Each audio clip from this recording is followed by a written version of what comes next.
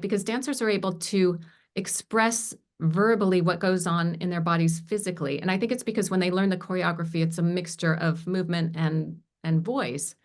And so they're able to kind of tell me things in the most beautiful way, where I'd be interviewing someone and typing up their words and think that's going into the book exactly as is.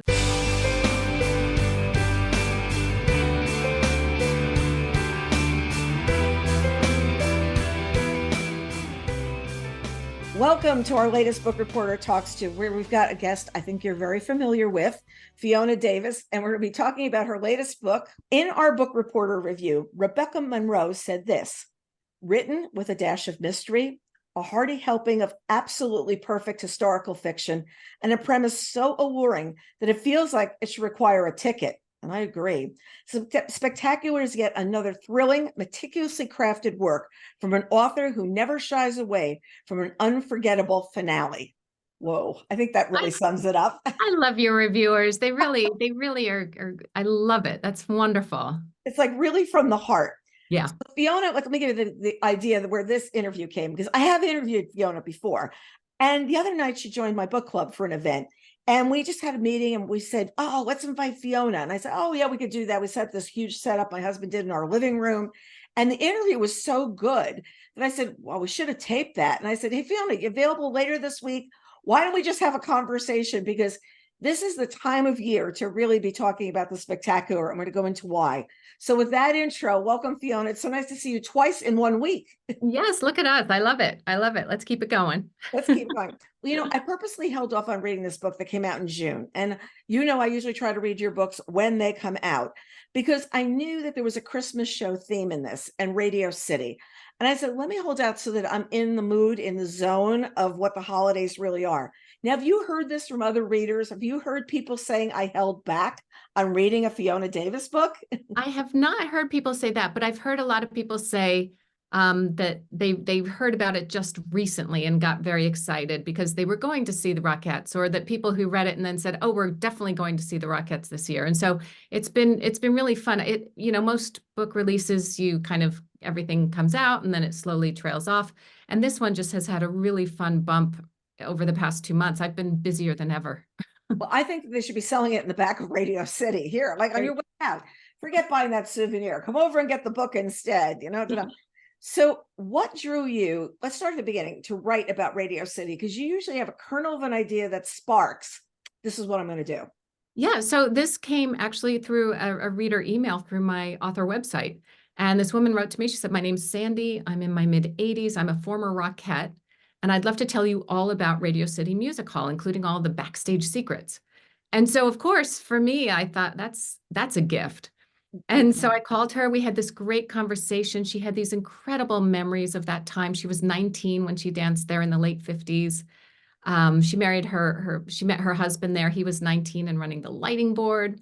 It was just incredible. We had this great conversation. And from there, I thought, even though I'm terrified to write about dance because I am not a dancer, I had to do it. I knew I just had to, I just had to bite the bullet and do it. And you had to learn about dance. I mean, you have to learn about dance to be writing about this. And you write so accurately that I feel like I'm at the rehearsal sessions. I feel like I'm there, and they're very interesting things that happen that I'll let people discover in the book. But what it was is how the line actually looks and things that actually work. And we brought this out when we were at the book in our book group the other night, is you have those little tiny details that if you go to see the show, you're going to be, whoa, never thought about that. Even we'll just say the length of their skirts or the length of their tops of their hats. It all has to be in a line and work. And I found that fascinating. And that really came through interviewing women who had danced on that stage in the 40s, 50s, and 60s. And so all of these amazing women who talked about their time there and would share those little snippets. And that's exactly right. Like as a historical fiction author, you're looking for these small details that really anchor the reader in the story and in the time period. So, things like one Rockette told me that one of the conductors on the last show of the night, because they did 4 shows a day, the last show of the night, he'd speed up so he could catch his train home. And so they'd have to dance faster and faster and faster. And just learning things like, back then in the 50s, which is when the book is set, they did 4 shows a day for 3 or 4 weeks straight before they got a week off, which is very different because back then it was a film palace. from Right. what it is today, which is a concert hall, where if you're a Rockette, you just work from November to January. And so Right. it's a part-time job. It was a completely different, they lived there pretty much year round, to the point that there was a 26-bed dormitory in Radio City for when they had to stay over late at night because they had a 5 a.m. call. Wow. Just incredible. Wow. So, okay, so they're there, and then the show plays. Okay, so what, the movie would play in between? Like they would do their show, the movie, and then them again, and then the movie, and that's how it went? Yeah, so if you bought a ticket to the movie, you could stay for the stage show.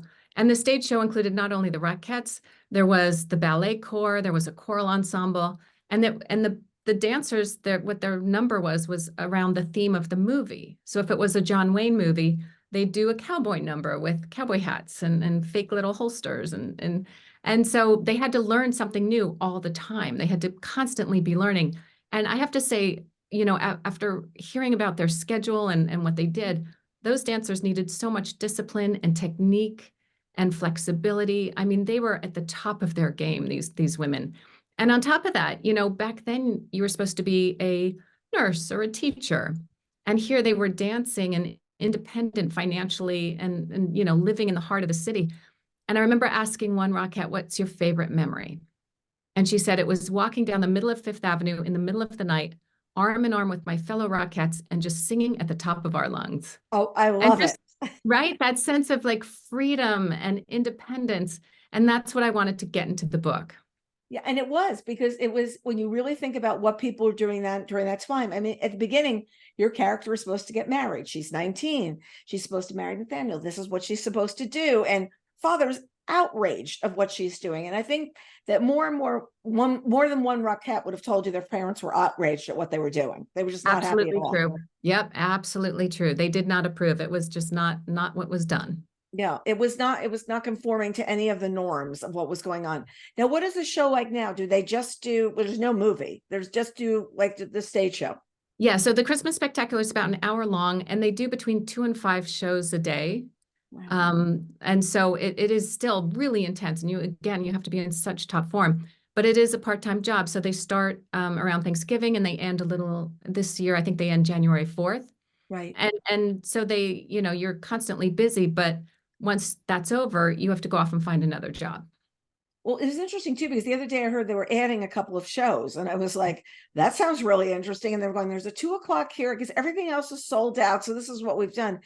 And it's really interesting in a time like this where, okay, we've got a lot of online entertainment, we've got a lot of streaming, we've got a lot of pop culture all over the place, that this has endured, that going to see the Christmas show is still something that sells out and that people are anchored to doing.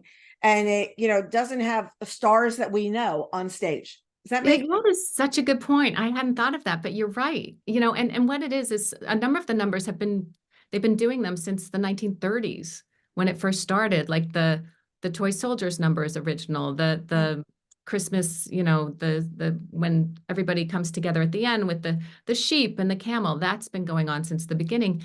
And for so many people, it's a childhood memory that they just revere.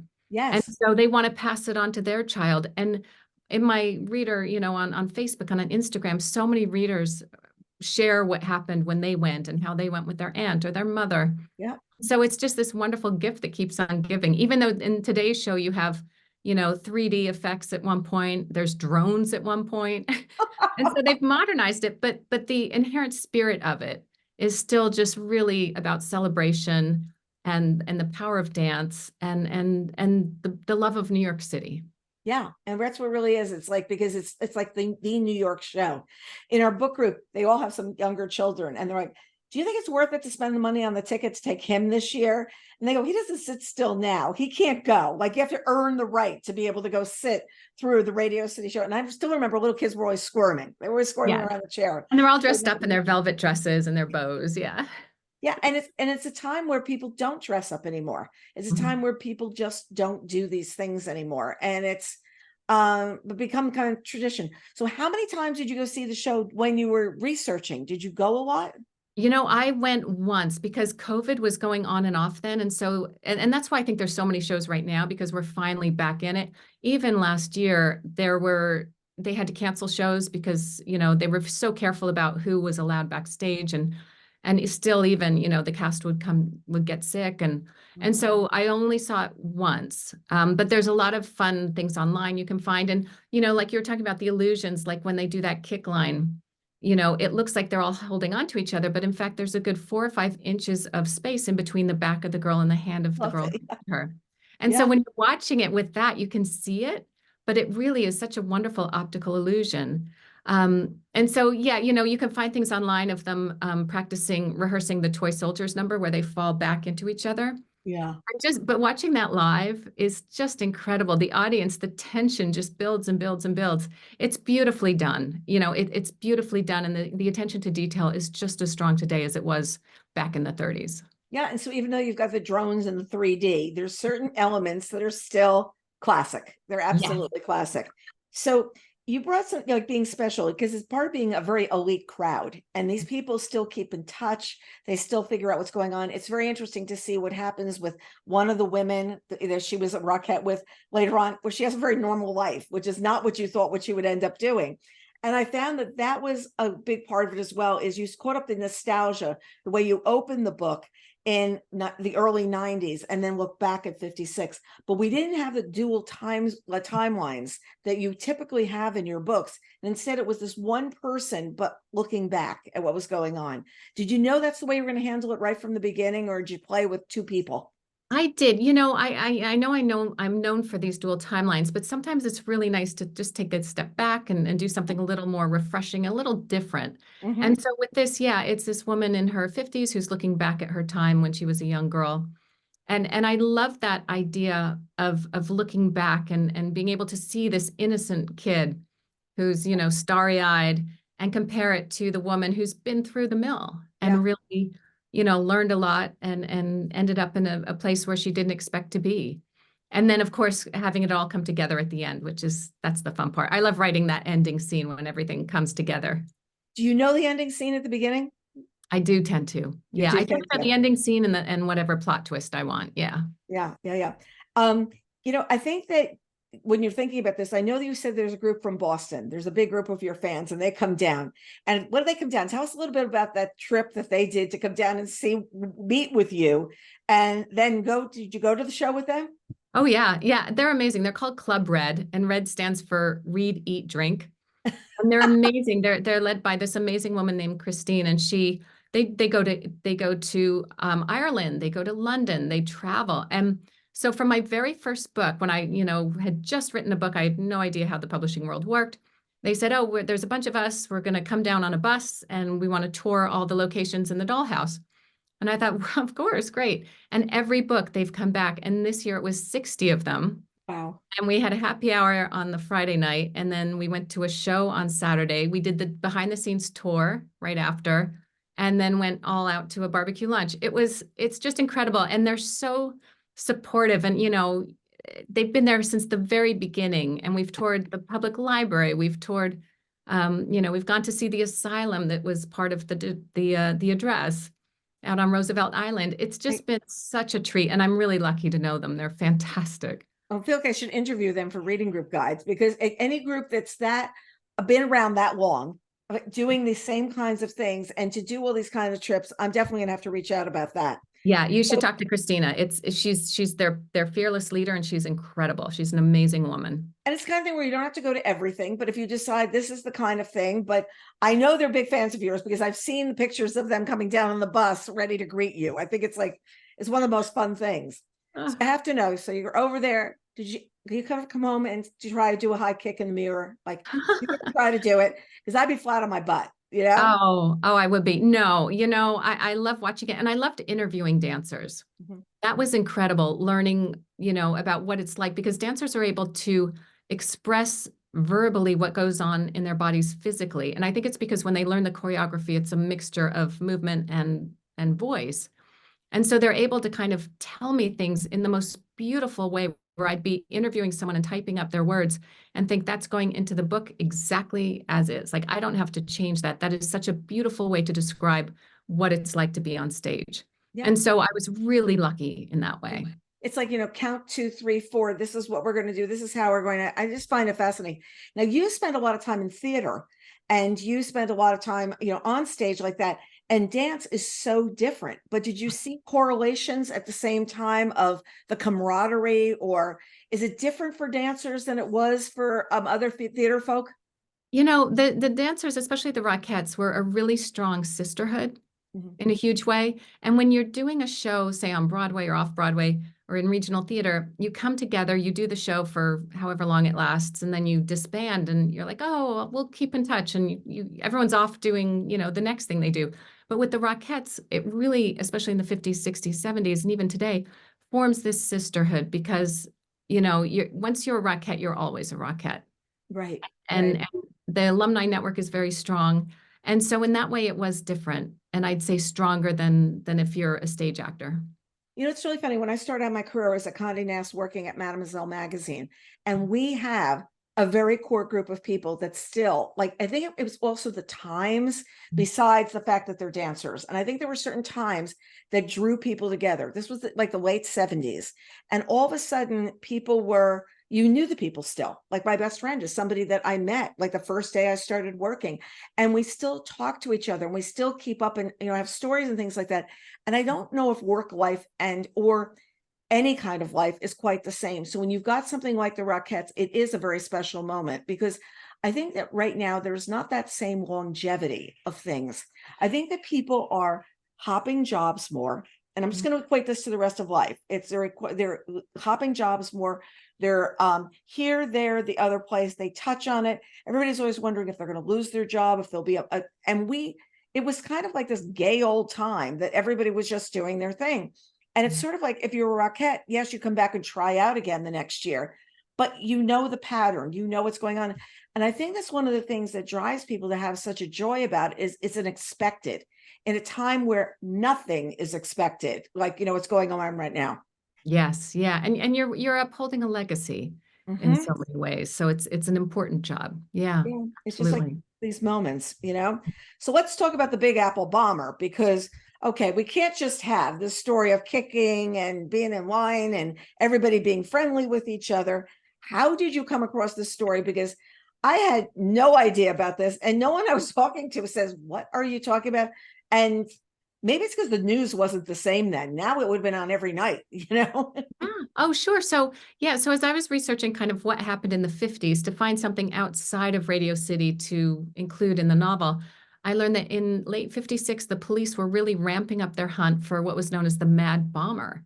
And he was this guy who set bombs. He set 33 bombs in all over Manhattan in iconic New York City buildings like the Public Library, Grand Central, Penn Station. And he set two at Radio City Music Hall.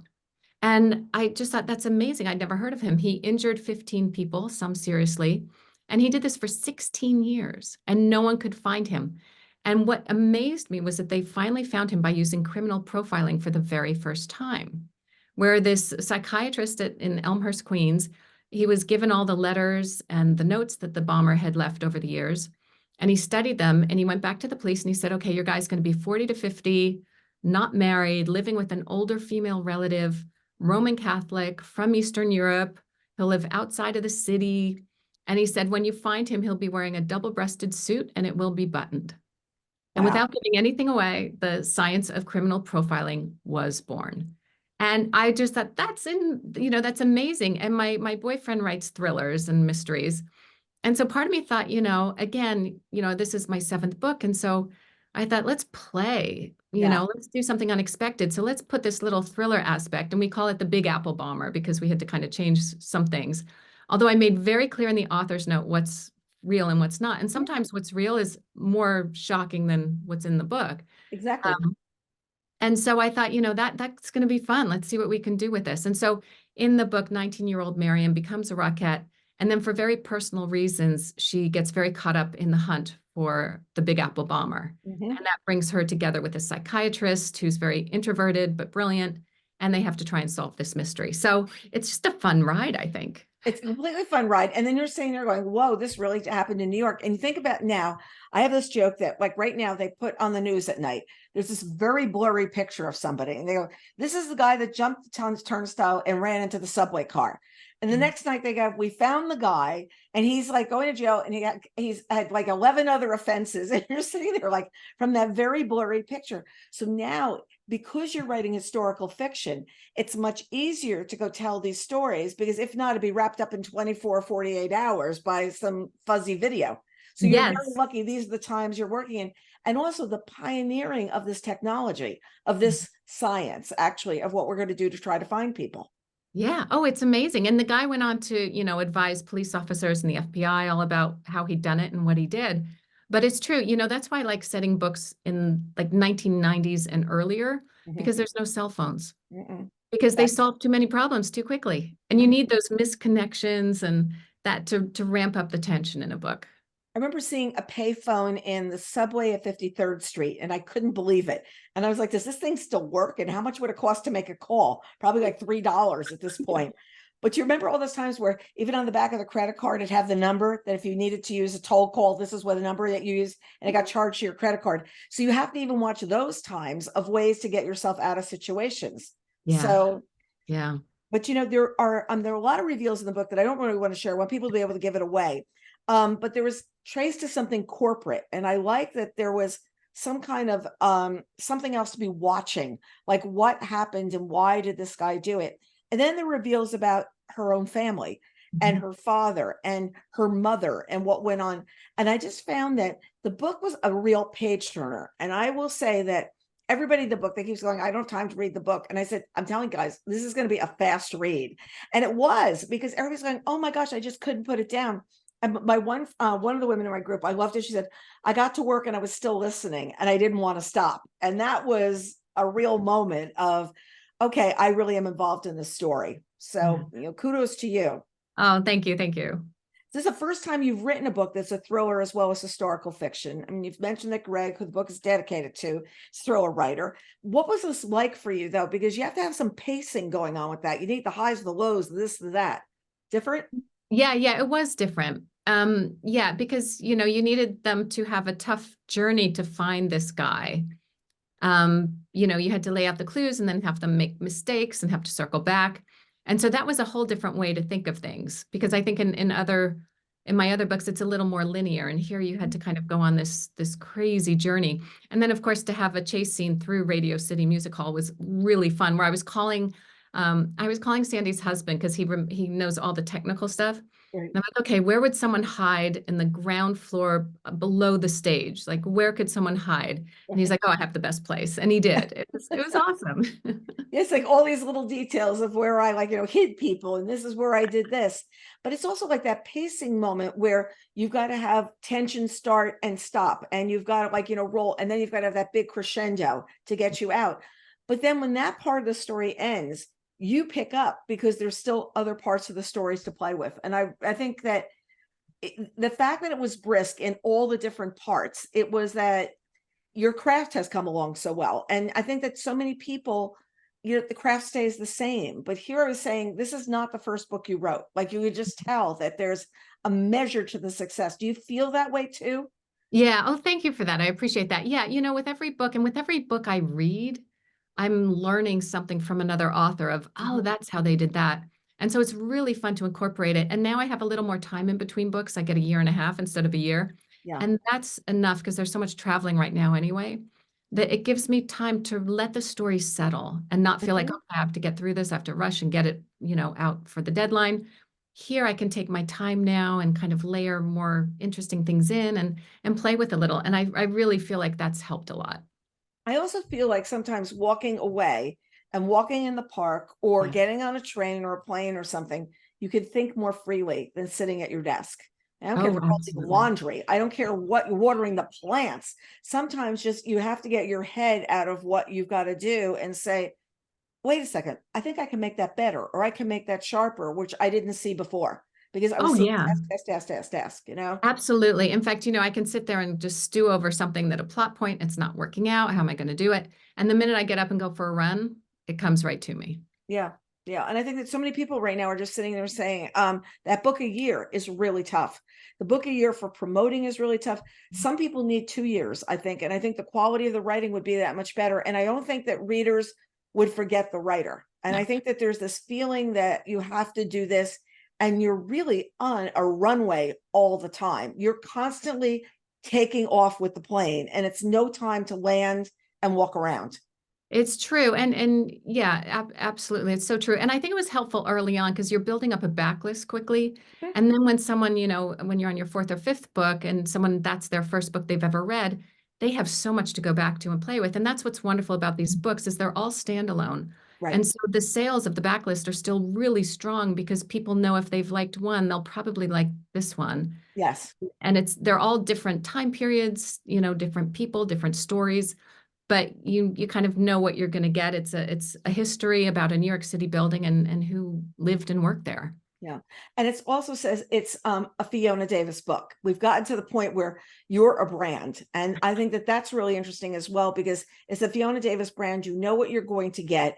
And oh, you really want to learn about the Frick. You really want to learn about this. These are the books that you would go to. And you can pick out any one in any order. It doesn't really matter. It's just a subject that might be of interest to you. So do you sell well internationally? I'm really curious because you have so many people come to New York to see like the sites.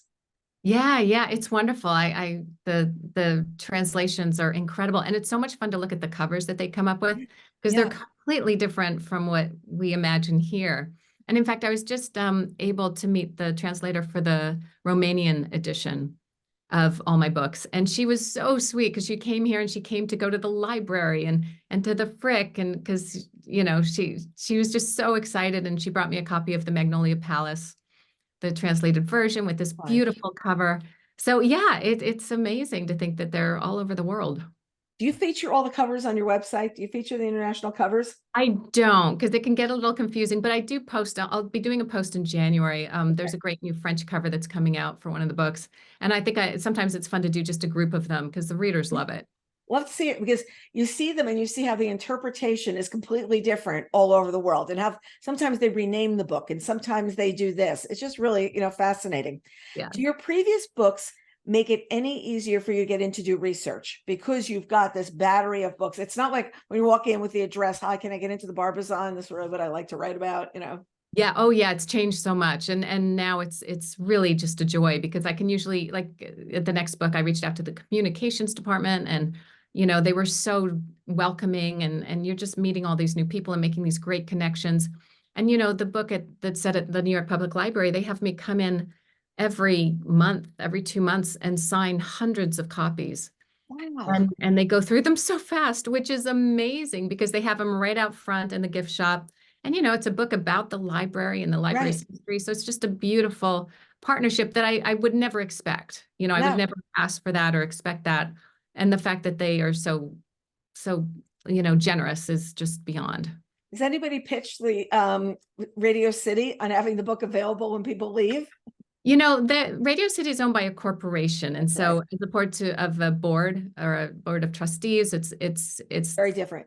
it's profit, and so they have their own thing going. So we don't want to overstep, and they do their thing, we do ours. But it's wonderful how many people have said to me, "I'm going to see the Rockettes because of your book," and I just love that. I think that's great.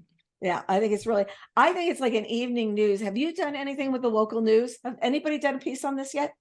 No, not with the local news. No, that's a good idea. I think about like NBC Nightly News or somebody doing, publicist go. That is because right now, I mean, when they were on the other night and they were talking about the extra shows added, I think to do something like this, we got to talk. We got to figure this out because I there's love it. definitely, this book that, ties in and things like that. Blah, blah, blah. Come on, folks. You know what I mean?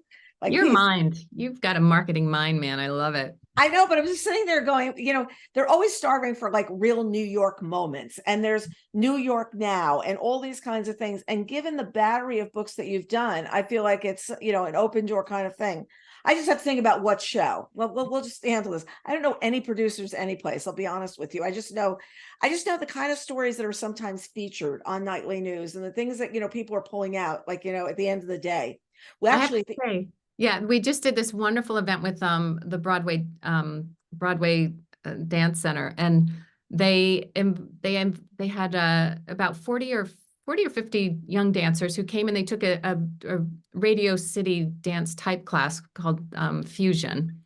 And so they came and learned a precision dance Ooh, number right. with a woman who was a former Rockette who is a dance teacher now, and 60 of her students have gone on to become Rockettes. Her name is Rhonda Melkin, and she's incredible. And so she taught a class, and then I watched with one of my sources who's in her 80s, who's a former Rockette who'd come for it.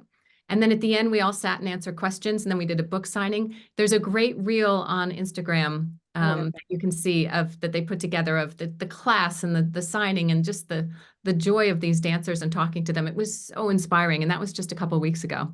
yeah, like just moments like that are so much fun. And when you think about it, if you watch the Taylor Swift movie, if you watch Beyonce's movie, what is it? It's precision dance. I mean, what Yes. are all those people doing? And where did that really originate with the Rockettes? And if you really go back, that's where it is, because where was Elspeth's precision dancing going on? Okay, drum corps, things like that, marching bands. But when you really sit and watch some of these shows and you watch the choreography and you're realizing you got to get from this stage to this stage to this, what is it? It's the same thing that was really of walking in a line of doing this on a bigger platform. And all the costume changes, same thing. Yeah, very similar. Same thing, same thing. And I went to see the Taylor Swift movie because I knew this much about Taylor Swift. Like, let me see if I fit my fingers tighter together. And I went by myself because there was none of the guys in my family were going. And I really walked away with an appreciation, like you say, of the commitment to what you're doing. Glenn, it's a different level, but it's really all starting out with that same kind of, we all have to march together. Because if anybody didn't, she's walking out of her shoe, or she's doing this, or not going to come down the right way. Same thing. Yeah, absolutely. Absolutely. Yeah, absolutely crazy. And you also have two of your characters have Parkinson's disease in the book. And you were diagnosed in 2020. And what drew you didn't put this in the storyline, because I found it completely compelling.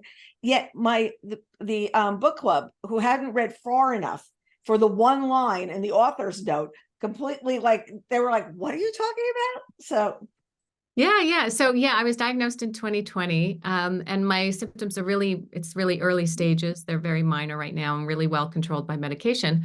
But of course, I jumped into the research the minute I was diagnosed to find out more about it. And I just learned that a lot of people don't talk about it when they have it because it's considered a disease of being old, or they don't want to lose their jobs. And so I just thought, I'm in a position where I can talk about it. And I think the more people talk about it, the more money for research. And of course, Michael J. Fox is just amazing at leading the charge, and his foundation has been incredible. And so, as I'm working about this book about a dancer, you create the character and you think, okay, what obstacles can I put in her way? And I thought, well, what's the worst thing can happen to a dancer? And that's you lose control of your movements. And so I thought that might work. And so it's sprinkled very lightly, and it's not the main part of the story at all. But I just wanted to be able to explore it in the writing and, be able to say, yes, I have it. And, in the book, it's a different time period. So it's a yeah, very different outcome. Keep that in yes. mind. These days it's different. And so, yeah, I was kind of excited to do it and excited to just come out so that if I'm doing an author talk and my arm is shaking, people know why, that I'm not drunk. Exactly. I'm not shaking because of this, that, or the other reason. It's like, and I felt that in doing it, it became a very normal thing, the way you were explaining it in the book. And I love that at the moment where she gets up and she wants to walk towards the stage, and how am I going to get there? And these two girls are right there to walk her up to the stage. And it was just this moment of, we know what's going on, we'll take you there. And then she gets the statue that she has no idea what to do with. Do I check it a co-check? What do I do with this thing that I've won? But Yeah. And to me, that was the culmination, just showing the support of that group and the way that they take care of each other. And just, the way that even when you're at your worst moment, you can be lifted up by others. that's exactly it. It was exactly that moment that was going out to there. So, okay, was this always the title? Was it always The Spectacular? I'm so bad at naming my books. I tend to leave it. I just call it was the Radio City project for as I was working on it. Right. And then once my editor and agent have kind of read it, we brainstorm. And I think my editor this time came up with a spectacular. And the minute she Okay. said it, I thought, oh, that's perfect because it applies to the lead, the woman Marion, and it also applies to the building and to the dance number. You know, it's just everything. It just encapsulated everything in the book. And even bombing, the spectacular bombings that go off all over the city. It was like every single thing. I think this is one of the most stunning covers. It's got the Radio City, but even the way that your name is done, the spectacular is done, every single thing, it feels period, but feels right. You know, I Yeah, the just, art department at Dutton are incredible. They're so talented, and every book has been, again, they're all different, but right. when you see them all together, you get the sense, okay, this is a group. These are Fiona Davis books, and they're so good at that. Well, the other thing too is there's just a wee bit of praise on the back of this. Jamie Ford, Kate Quinn, Christine McMorris, Janelle Clayton, Amy Leary. I mean, there's great praise from your peers as well. And that's a huge thing right now because you didn't even know these people how many books ago, like I seriously, and how know. you built a community and you know, around you. And are you part of, like, was this the Thursday group? Yeah, Tell me about this because I've seen something and I'm like, what's going on here? yeah, the Thursday authors, we came about during COVID, where we would Zoom every Thursday with a glass of wine. And some of us had books coming out, some of us were writing books, some of us were, you know, thinking about books. And it's a bunch of us, Nicola Harrison, I'm gonna forget names now because I'm thinking Yeah, about it. Jamie Brenner, Amy Popel, Linda Leugman, yeah. um, Susie Weinstein is a blogger, Susie Ormond Schnall. And so it's just a wonderful group. And so we have a text thread that we check in on with, and you know, you can get together and say, okay, I'm not sure about this. What should I do? And you get this wonderful help and support. And that's what the entire writing community has been like. I mean, and to meet some of these people who I revere, like Kate Quinn, Mhm. and you know, to meet her in person and then be able to Zoom with her, you know, run something by if I'm not sure how to handle this situation. And it really is wonderful, especially because, you know, most of us are in our 40s, 50s, 60s type thing. Mhm. And so, you know, you've made your friends in high school and college and you think that's it. And suddenly there's this amazing new friend group of people who love books and love writing. So it's been a joy to be part of. I'm very lucky. Yeah, and it's fun because you can say, I'm stuck on this, and they'll understand. And a lot of times, if you say you're stuck on something, if you say it to an editor, they're in a little bit of a panic of, is she ever going to get out of the stuck of it? But if you say it to other people, it's a form of failure. Whereas every writer knows you paint yourself into a corner. I mean, Oh, yeah. I Every tossed time. 30,000 words. I tossed 50,000 words. And you hear those stories, and then you go, wait a second. Okay, that's all right to do. You know, you can walk away from something or move it in a different direction. And each book, it's a new set of challenges. So you're constantly learning and you're constantly butting your head. Mhm. And that's what nobody understands is the butt in your head part. They think it's all to go on your road and talk about the book part. They have no idea. So the audio has Rachel L. Jacobs and Kimberly Farr as narrators. Are they playing different parts? Like, how does it, do you know what they're One doing? is older Marion and one does Like best. Okay. so each different timeline. And they're amazing. They're just incredible. I'm in awe of audiobook narrators because it's such an art. And Mhm. so I've been really lucky to have some wonderful ones, including them for sure. Well, do you know what? It's really fun because sometimes when I'm behind and I'm going to be interviewing an author, to be able to be able to listen to the audio at the same time and then go back to the book and go back and forth. And I think audio has just gotten so much better. I just hope that AI does not ruin it. I'm just like, I'm a little worried about that. I'll be honest with you. I'm a little bit worried because we've got such great narrators and the way that they're creating story, and can they recreate voice? Because we've heard it done, you know? Right. But yeah, I'm all behind supporting the narrators all the way. They deserve Yeah. all of our support. Absolutely. So speaking of audio, I know your next project is an audio original and you wrote it with that guy, Greg. So like, wait a second. He not only gets a book dedicated to it, but the two of you are now writing together. Like, tell us more, tell us more. Yeah, yeah. You know, it came about where I had a minor foot operation last year and I knew I'd have downtime. And we had a friend, Wendy Walker, who's an amazing thriller mystery author. And Mhm. she'd done a couple audio things, and we thought it's just fantastic the way she does that. And we started thinking, well, maybe we should try something. And we thought, what if we kind of combine our genres? So it's set in Prohibition era New York City. It's from the point of view of a woman who's running a criminal empire from the Plaza Hotel, and then her young female getaway driver, and then the detective who's trying to bring them down. And so it's kind of a triangle of who's double crossing who. And it's called The Gimlet Slip. The And Gimlet Slip. The Gimlet Slip. And it'll be out on March 5th in audiobook only. And then 6 months later, it'll be an ebook because it's a novella. It's just it's a short piece. But it was so much fun to do. When you're talking short, it's like 100 pages if we were reading a book, or yeah, I think I'd say it came out to about 90, probably 90. And it's a nice way to build an audience out too, because it's like you're in between Fiona. You're in between Fiona or Discover Fiona. It's one or the other. Yes, exactly. And then on the book side of things, what's next? Where are we going in New York City? All right, the next book is set at the Met Museum. Ooh. Which is a wonderful, wonderful place. And it's set partly in the Egyptian wing, and then partly from the point of view of an assistant to the Met Gala. So it's glamour and mummies. And the main timeline is 1978 with some jumps to the 1930s. So it's really, really fun. It's the Diana Vreeland year of the Met Gala. And she was such, an icon. And the things she says are hilarious. She's amazing. So it's really fun to play with. And I'm just in the editing stage now. It'll be out in January of 2025.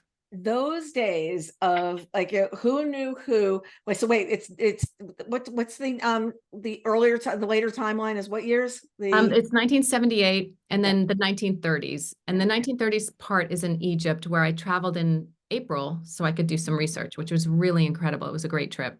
Yeah. Well, that's about the time I started in magazines, and it was just a very different era. I mean, we had an editor-in-chief that we'd be like goofing around trying on different outfits in the closet, and you hear she had these chains around her neck and she'd clink down the hallway. And years later, I saw her in LA and I told her, you used to clink down the hallway, and we would cut out like, no, she's never going to like that outfit. Take that off, and it was really, really funny to see, like what she had, but it was a different point of view. When I first started working, there were 3 people and they were talking about Willie, Perry, and Ralph. And I thought they were their husbands. I had no idea. They were talking about Ralph Lauren, Perry Ellis, and Willie Smith. No clue of what was going on. But they'd be talking about these people all the time, like they were going home to Perry. And I was like this kid from New Jersey, like clueless. But it's like the way they moved through life was just so interesting. And it's not like that anymore. It's just everything has just changed. And, it used to be we had models. Now we have celebrity. Celebrity is taking over the whole country. It's all celebrity. Yeah. And I love that Diana Vreeland, she discovered Angelica Houston and Cher and Lauren Hutton. She found these models who were really interesting looking. They weren't the traditional beauty. And she's the one who found them. It's just an incredible, the fashions, everything about it's really fun to write about. It was a really different time. It was really, and they went to Europe and it was like these extravaganzas, I'll confess that one time I forgot to book them hotel rooms when I was working at the magazine, and 2 editors had to like share a room because of me, No. So it's like, you'll never forget that. Yeah. Whatever it was, I was just in big trouble. It's always so good to speak with you. I can't wait to see the next book. I can't wait to be reading this and be listening to the audio as well. Thank you so much for joining us. Oh, no, thank you. I could talk to you all day. This has been wonderful. Thank you so much. And so everyone, the spectacular. And then if you're in New York, you've got to go see the Radio City Music Show again. And if you don't do it this year, you got to do it next year. Okay. Thank you so much for joining us. Thank you. And to everybody else, look forward to seeing you next time. Remember, we're on YouTube as the Book Report Network, and we're on podcast as Book Reporter Talks To, any place you can find us. Thanks so much, everybody.